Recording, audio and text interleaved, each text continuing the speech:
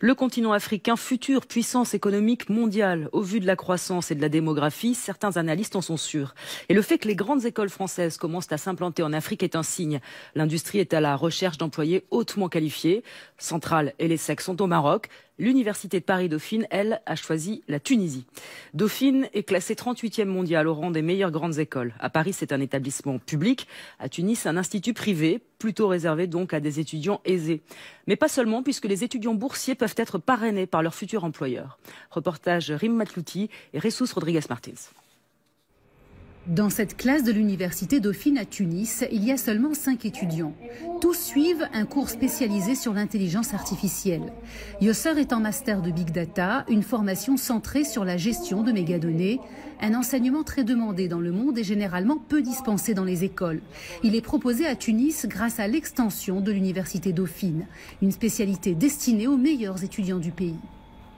Les étudiants tunisiens, ils ont tendance à aller en France pour faire des masters ou des grandes écoles d'ingénierie, etc.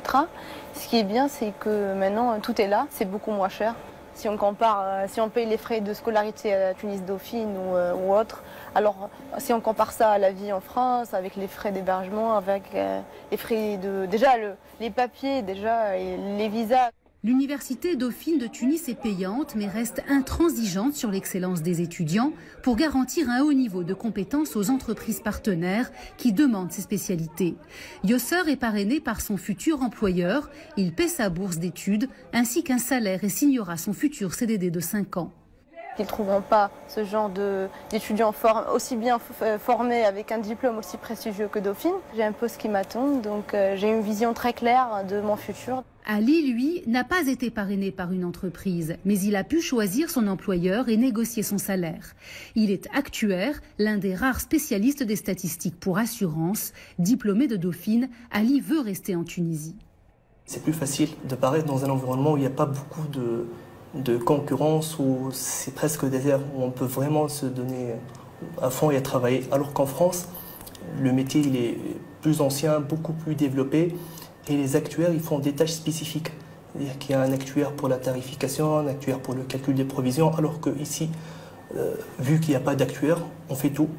L'objectif principal de l'université française est de garder les cerveaux en Tunisie. Ce directeur d'une grande société d'assurance est convaincu que c'est la bonne stratégie. Il a la garantie que les étudiants qu'il finance resteront chez lui. Ce contrat sert réellement à fidéliser l'étudiant ou le futur employé et à créer ce